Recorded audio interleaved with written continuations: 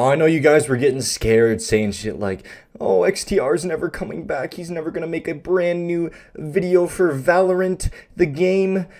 And to that I say, shut the fuck up, dude. I'm right here. I'm ready to make a video.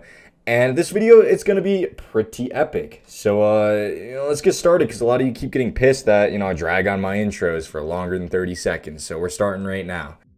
Picking a main. Is it important? Kinda. Yeah, it is. But it's not insanely important, right? What is important is that you have a character in each of the roles that you are very comfortable with. If you are comfortable with one character in each role, that way if you get forced off of Duelist or whatever the fuck you like to play the most, you are very confident in the next coming up, right? That's just one of the main things you have to focus on. You have to make sure that you are comfortable in more than just one role, right? It's very important. Another thing to keep in mind when you're actually picking a main is that you're not going to be some useless goddamn tin can like rolling along the side of the road if you aren't on your main character, right? Abilities are there to supplement your playstyle and your gunplay. They're not there to basically carry you through a game, right? Like, I mean, obviously some characters' abilities can carry you through a game, like Reyna's heal and shit. But like, when you're picking a main, don't just look at the abilities in terms of like how many kills can I get with them, so on and so forth. Look at what supplements your playstyle the most. Playstyles are easily going to be one of the most important things you have to analyze about yourself if you want to pick a character that you are going to perform the best on. I'm going to separate each of the character categories into playstyles so you can kind of get a better grasp on what exactly you're looking for. If you're an aggressive player, you're going to want to pick Duelists. Duelists are aggressive, confident, and they're the big dick slingers, right? They're the ones running in first, using their utility a little bit to actually gain ground and entry frag for the team. These are the ones that you want to go in first. If you do not want to entry, then you shouldn't pick Duelist, right? That's just as simple as that. There are some Duelists in which you don't entry on, but for the most part, if you are playing Duelist, you will be the first man in. I see a lot of people that pick Duelist and they never go in first. They use their abilities to supplement themselves on defense, right? And they do a good job of that. But when it comes to attack side, they're baiting their team. They're not going in first. They're not creating that space necessary for the team to actually push in. So it's very important that you realize whether or not you're the aggressive style player, right? If you're not going in first, if you're not comfortable with going in first, and you're not confident in your aim, you should not be picking Duelist. Now, I will say, this goes for all of them, right? All of the characters. You can play every single class as long as you are able to confidently switch your playstyle from game to game. And with that, it just comes a lot about knowing about who you are as a player, right? If you're a more passive player, but you want to play Duelist, you can, but you just have to understand that what you're going to be doing this certain game is going to be different from the playstyle that you generally mold into, and you have to understand that and kind of acknowledge it. Now for the Initiators, these are good characters, but you really have to make sure you are focused, like very focused on flashing in your Duelists. If your Duelists aren't going in first, well then that kind of fucking sucks. You're gonna have to find someone else to flash in. But your utility is very good for gaining ground in certain areas. Like Breach and Sky, it's very good. Like for an example, you could flash into Garage on Haven and you could do it very effectively, and you could pretty much instantly gain that ground with the flashbang coming from an Initiator. The Initiators are always there to set up frags for the Duelist or anyone else that wants to go for a kill. I will say, obviously, it doesn't really matter who goes for the kill as long as there's somebody there to do it. You can set yourself up. That's always going to be an option. You can always set yourself up, but it works much better when you are there and communicating with your team and saying like, hey, I'm flashing this, get ready to peek, I'm going to flash, or I'm going to flash you out of here, right? That's kind of the role of the Initiator. He's kind of the beta of the group, but he does do well. If you are playing Initiator and you are doing a very good job of it, you are one of the most crucial pieces of the puzzle for the team if you can actually get things done.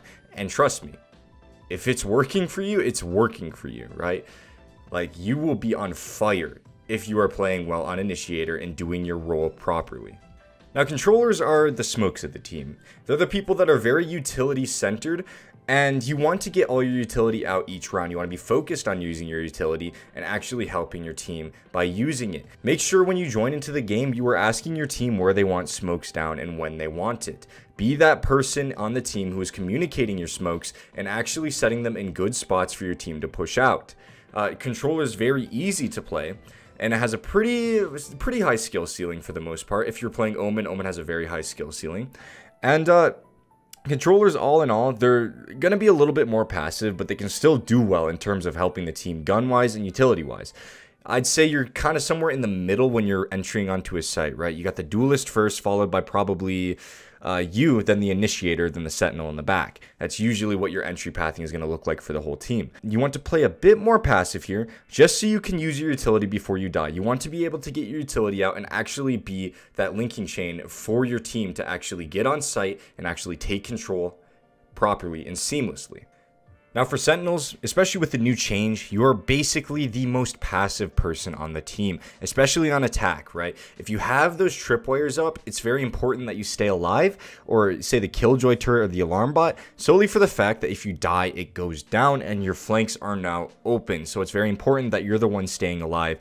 I did say earlier that Sentinels should probably, swap out with the controllers if they have used their utility, but it really could go either way depending on what character is being played. If you're playing Cypher or Killjoy, even if you use your utility, you probably should still be the last one in, just because if you end up dying, the enemy or your team is at a little bit more of a disadvantage than if you, say, lost a controller.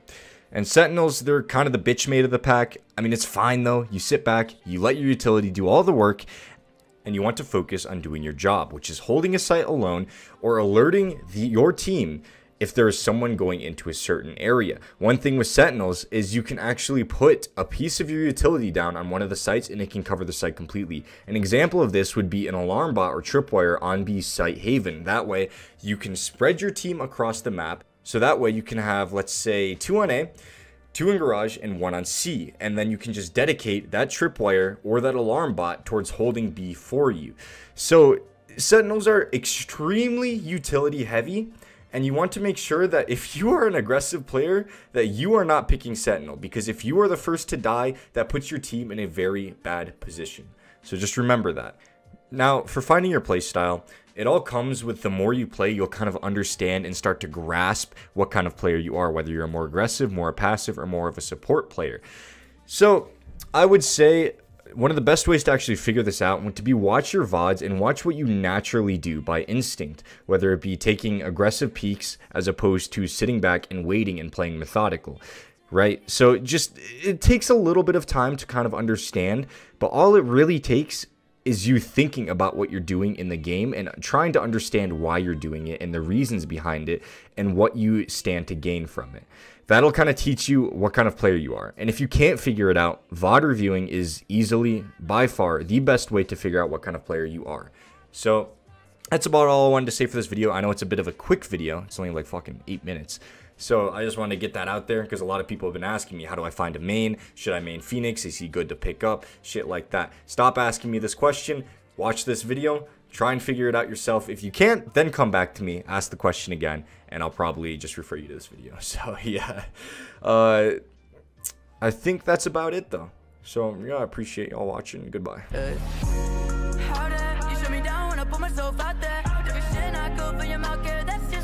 Making me a monster. Hold on, let me fall into the bliss, the oblivion. Right into the night on my bike, and then when I'm gone, I just let it run around, singing to the microphone. Take away my stress, no mask, no vacation on. Listen, no sweat, flying no private jet. Hoping I'm going out rich, just kill my set. I can't even feel my legs.